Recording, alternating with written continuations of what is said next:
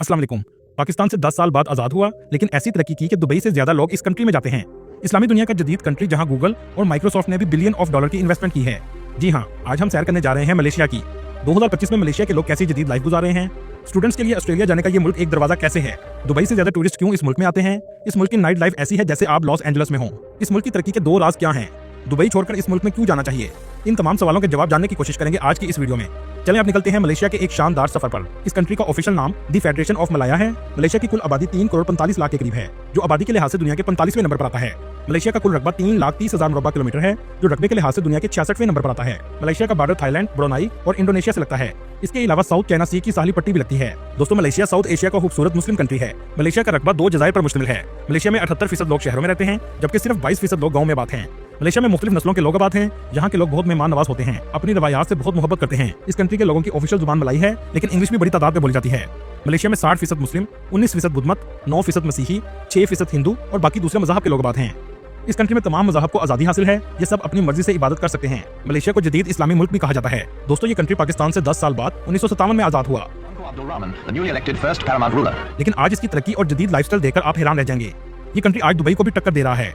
Malaysia की GDP 430 billion dollar है और यहाँ के लोगों की सालाना आमदनी 12,470 डॉलर है। मलेशिया में इस्तेमाल होने वाली करेंसी रिंगत है, जो पाकिस्तानी 63 रुपए के बराबर और इंडियन 20 रुपए के बराबर है। मलेशिया की मैशत में सबसे ज्यादा मैन्युफैक्चरिंग इंडस्ट्री, जिसमें इलेक्ट्रॉनिक्स, ऑटोमोबाइल और केमिकल शामिल हैं। इसके अलावा टूरिस्ट इंडस्ट्री भी बहुत अहम किरदार अदा करती है। दोस्तों, दुनिया में सबसे ज्यादा माल्टों की पैदावार भी मलेशिया में होती है, जिसे पूरी दुनिया में एक्सपोर्ट किया जाता है। मलेशिया दुनिया के उन ममालिक में आता है जहां पेट्रोल पानी से भी सस्ता है। इसकी एक वजह यह है कि मलेशिया पेट्रोल पैदा करने वाले ममालिक में आता है और गवर्नमेंट पेट्रोल पर सब्सिडी देती है। दोस्तों, आपको सुनकर हैरानगी होगी, मलेशिया में शादी करने वाले मर्द को जहेज लेने की बजाय देना पड़ता है। इस कंट्री में पाकिस्तानी 85,000 के करीब आबाद हैं, जिसमें कुछ काम के घर से आए हैं और बहुत से पाकिस्तानी यहाँ पढ़ने के घर से भी आते हैं, क्योंकि मलेशिया में आप 2 सेमेस्टर करने के बाद आसानी से ऑस्ट्रेलिया भी जा सकते हैं। जबकि इस मुल्क में इंडियंस की तादाद 24 लाख के करीब है। आपको इस कंट्री में बड़ी तादाद में इंडियंस नजर आएंगे। दोस्तों, मलेशिया में सब्जा भी बहुत ज्यादा है, जिसकी वजह से इस मुल्क के लोगों में सांस की बीमारी ना होने के बराबर है। लोग साफ सुथरी हवा में जिंदगी गुजारते हैं। मलेशिया को बादशाहों का मुल्क भी कहा जाता है। इसकी वजह यह है कि यहाँ एक जमाने में हर इलाके का किंग होता था। इसी वजह से आपको आज भी बहुत से महल देखने को मिलेंगे। मलेशिया का कैपिटल कुआलालंपुर है, जो मुल्क का सबसे बड़ा और आबादी वाला शहर है। इसकी कुल आबादी 18 लाख के करीब है। दुनिया की सबसे फेमस इमारतों में से एक कुआलालंपुर के टावर्स भी हैं। आप जब भी इंटरनेट पर मलेशिया सर्च करेंगे तो ये बिल्डिंग सबसे पहले आपको नजर आएगी। 2004 तक ये दुनिया की सबसे बुलंद तरीन इमारत थी। ये सिटी साफ सुथरा और बहुत खूबसूरत है। दोस्तों, सोचने की बात यह है कि कैसे ये मुल्क पाकिस्तान से 10 साल बाद आजाद हुआ, लेकिन 50 साल इससे आगे निकल चुका है। इसको जानने के लिए हमें तारीख में जाना पड़ेगा। इस मुल्क में इस्लाम की आमद 10वीं सदी से हुई, जो अरब ताजरों के जरिए फैला। इससे पहले हिंदू और बुद्ध मत सबसे ज्यादा आबाद थे। 18वीं सदी में बर्तानिया ने इस पर कब्जा किया, जैसे बर्तानिया ने बरसगीर पर कब्जा किया था। लेकिन इस गुलामी के दौर में मलेशिया में एक ऐसा शख्स पैदा हुआ जिसने मलेशिया को गुलामी के अंधेरों से निकालकर आजादी की रोशनी में ले आया। इसका नाम अब्दुल रहमान था, जो 1903 में पैदा हुआ। इसने आजादी की तहरीक चलाई और मलेशिया को आजाद करवाया। आज इसे बाबाए मलेशिया भी कहा जाता है। 31 अगस्त 1957 को इस मुल्क को आजादी मिल गई। यहाँ तक की कहानी एक जैसी है। ऐसे ही पाकिस्तान के बाबाए कौम कायदे आज़म मोहम्मद अली जिन्ना हैं, जिन्होंने पाकिस्तान को आजादी दिलवाई। लेकिन आजादी के बाद हमारा सफर पसमानदगी की तरफ चला गया, जबकि मलेशिया तरक्की की बुलंदियों की तरफ बढ़ना शुरू हो गया। जदीद मलेशिया का आगाज 1981 से हुआ, जब महातीर मोहम्मद मुल्क के वजीर आजम बने, जिन्होंने मलेशिया को ऐसी तरक्की दी कि दुनिया बस देखती ही रह गई। और इस तरक्की के सबसे बड़े 2 रास्ते, करप्शन फ्री हुकूमत और मुल्क में तालीम के लिए निजाम को सबसे ज्यादा अहमियत देना। आपको सुनकर हैरानगी होगी, आज मलेशिया का तालीमी निजाम दुनिया का बेहतरीन निजाम समझा जाता है। इसी वजह से आज भी मलेशिया का लिटरेसी रेट 95% है, मतलब पूरा मुल्क ही पढ़ा लिखा है। यहाँ तक कि आप अगर मलेशिया में कुछ सेमेस्टर तालीम हासिल कर लेते हैं तो ऑस्ट्रेलिया भी मलेशिया के स्टूडेंट्स को वीजा दे देता है। और स्टूडेंट्स के लिए किसी हद तक ऑस्ट्रेलिया जाने का आसान रास्ता मलेशिया से है। मलेशिया में बच्चों को 7 साल के बाद स्कूल में दाखिल करवाया जाता है, ताकि बच्चे को माँ बाप का मुकम्मल प्यार मिल सके। यहाँ के लोग भी शरीफ, मुल्क भी इस्लामी, करेंसी भी मजबूत, इसलिए यहाँ के लोग सुकून की जिंदगी गुजारते हैं और पाकिस्तानी भी यहाँ खुशी से रह रहे हैं। बहुत से पाकिस्तानी होटलिंग और टूरिज्म सेक्टर में हैं। इसके अलावा ग्रोसरी स्टोर, रेस्टोरेंट और कपड़ों की दुकानें भी चलाते हैं। दोस्तों, टेक्नोलॉजी में भी मलेशिया बहुत तेजी से तरक्की कर रहा है। गूगल और माइक्रोसॉफ्ट जैसी कंपनी मलेशिया में 8 बिलियन डॉलर से ज्यादा इन्वेस्टमेंट कर रही हैं, जिसका फायदा पूरे मुल्क को होगा। अगर बात की जाए रहने की, तो एक महीने में रहने का खर्चा 2000 रिंगत से 3000 रिंगत तक आ जाता है, जिसमें खाना पीना और रहायश शामिल है। दोस्तों, दुनिया का सबसे बड़ा होटल कौन सा है? आप सोच रहे होंगे दुबई के बुर्ज अल अरब या बुर्ज खलीफा, जबकि ऐसा नहीं है। दुनिया का सबसे बड़ा होटल मलेशिया में है, जिसका नाम फर्स्ट वर्ल्ड होटल है। इसके 3 टावर हैं, जिसमें 7,351 कमरे हैं। ये होटल 5 लाख मुरब्बा फीट तक फैला हुआ है। रकबे के लिहाज से ये दुनिया का सबसे बड़ा होटल है। इसकी दिलचस्प बात यह है कि इसके कुछ मंजिलें हर वक्त बादलों में छुपी रहती हैं, जिसकी वजह से हर दूसरे दिन नया पेंट करना पड़ता है। दोस्तों, ये कंट्री बहुत खूबसूरत है। दुबई अगर वीजा नहीं भी देता तो दुबई छोड़ो मलेशिया चलो, जिसकी जदीद लाइफस्टाइल के साथ साथ कुदरती खूबसूरती भी देखने लायक है।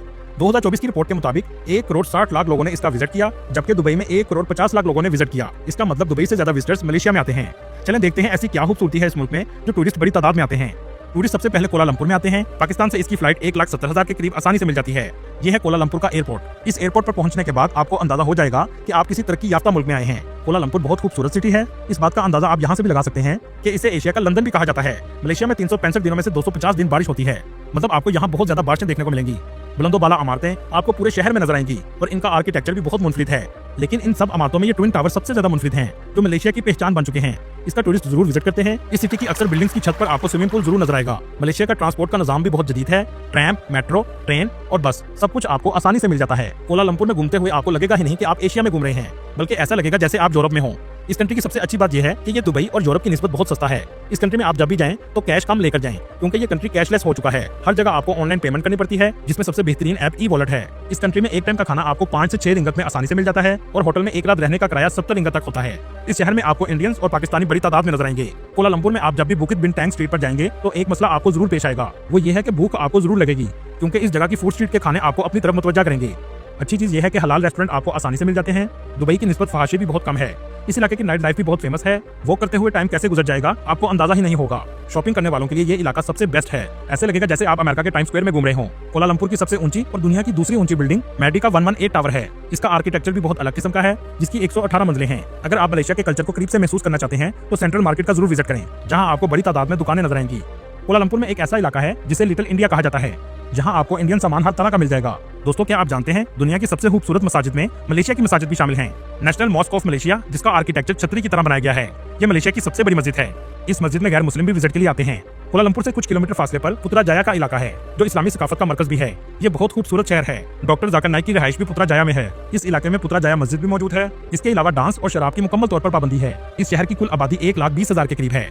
अगर आप इनकी तारीख को देखना चाहते हैं तो सुल्तान अब्दुल समद बिल्डिंग का जरूर विजिट करें। दोस्तों, इस मुल्क में बड़ी तादाद में बुद्धिस्ट भी आते हैं, क्योंकि यहाँ बातू केव मौजूद है, जहाँ बहुत बड़ा स्टैचू भी लगाया गया है। इंडिया के बाद सबसे बड़े हिंदू टेंपल में भी ये आता है। कोलालंपुर से 50 किलोमीटर के फासले पर गेंटिंग हाईलैंड एक पहाड़ी सिलसिला है, जहां दुनिया का सबसे बड़ा होटल मौजूद है। इसके अलावा इसकी नाइट लाइफ ऐसी है कि आपको लगेगा जैसे लॉस एंजलिस में आ गए हों। मलेशिया का दूसरा सबसे बड़ा शहर पिनांग है। इस शहर को यूनेस्को वर्ल्ड हेरिटेज में शामिल भी किया गया है, जो अपने कल्चर की वजह से सबसे ज्यादा फेमस है। अगर आप मलेशिया में कुदरती खूबसूरती का मजा लेना चाहते हैं तो आपको लिखावी जरूर जाना चाहिए, जहां आपको सफेद रेत के बीचेस, खूबसूरत रिजॉर्ट्स और पहाड़ी पर ऐसे पुल देखने को मिलेंगे जहां आप ऊपर होंगे और बादल नीचे होंगे। दोस्तों, इस कंट्री में मलेशियन की तालीम बिल्कुल मुफ्त है। इस कंट्री में यूनिवर्सिटी में पढ़ने का खर्चा 10,000 रिंगत से 20,000 रिंगत तक है। इस वक्त मुल्क के मौजूदा वज़ीर आज़म अनवर इब्राहिम हैं। टूरिस्ट वीजा की फीस पाकिस्तानी 8,000 के करीब है, जो 3 से 4 दिन में आसानी से लग जाता है। दोस्तों, ये थी आज की हमारी इन्फॉर्मेटिव और दिलचस्प वीडियो। आपको वीडियो कैसे लगे कमेंट में जरूर बताइएगा। और मेरे दोस्तों से गुजारिश है हमारे चैनल को सब्सक्राइब और लाइक जरूर कीजिएगा। अगली वीडियो तक अल्लाह हाफिज।